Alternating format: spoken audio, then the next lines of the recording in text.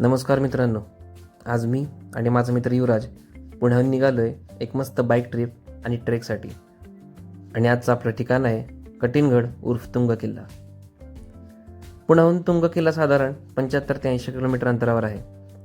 आम्ही सकाळी लवकर निघालो होतो. हवामान थंड होतं, रस्ते मोकळे होते आणि मन एकदम फ्रेश होतं.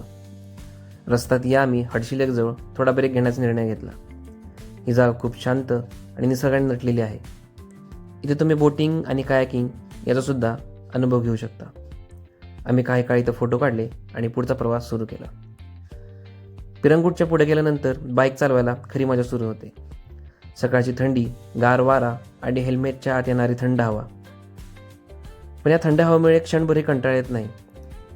जसजसं किल्ल्याच्या जवळ जातो तसतसा रस्ता अजून अरुंद होतो आणि निसर्ग अजूनच जवळ येत जातो. जाताना उजव्या बाजूला पवना धरणाचं विहंगमय दृश्य दिसतं. घनदाट जंगल, पवना धरणाचं बॅकवॉटर आणि निमुळता रस्ता एकंदरीतच तुमची परीक्षा बघतात.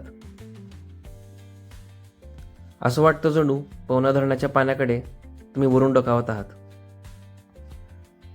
हा रस्ता फार वेगात चालवायचा नाही, पण शांतपणे निसर्ग एन्जॉय करत चालवायचा आहे. मी आणि माझा मित्र दोघंही हा प्रवास मनापासून एन्जॉय करत होतो.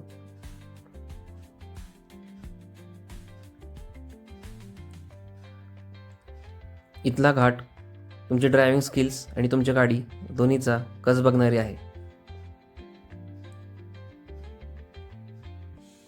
रस्त्याची क्वालिटी जरी चांगली असली तरी वळण एकदम स्टीप आहेत. ज्याला आपण हेअरपिन बेंड म्हणू शकतो त्या प्रकारे रस्ते एकदम तुम्हाला अनुभवायला मिळतील. तुंग किल्ला, ज्याला कठीणगड असंही म्हणतात, हा किल्ला शिवकाळात खूप महत्त्वाचा होता. इथून तिकोना, लोहगड आणि विसापूर हे किल्ले सहज दिसतात. म्हणून शत्रूवर लक्ष ठेवण्यासाठी ही जागा फार उपयुक्त होती. वरून दिसणारे पवना लेकचं दृश्य या ट्रिपचा सगळ्यात सुंदर भाग आहे. निसर्ग, इतिहास आणि शांतता या सगळ्याचा अनुभव तुम्हाला मिळतो. एकंदरीतच सांगायचं झालं तर ही ट्रिप नक्कीच लक्षात राहणारी असेल. मी आणि माझ्या मित्रांनी काही काळ इथे फोटो सेशन केले आणि परतीचा प्रवास सुरू केला. तुम्हाला जर हा व्हिडिओ आवडला असेल तर नक्कीच लाईक, शेअर आणि सबस्क्राईब करायला विसरू नका. जय भवानी, जय शिवाजी. धन्यवाद.